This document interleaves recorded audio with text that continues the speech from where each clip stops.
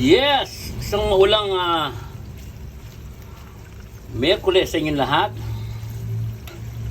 Welcome to the Great Joyce page, kung saan ako muna nagluto dahil madali lang naman to.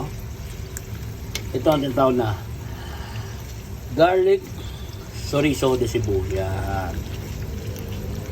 Sabi siyang mga dika, no? Pero punong-puno yan ng bawang. Garlic chorizo de Cebu. Yan. Ang ulam nila is mo. Ito na to.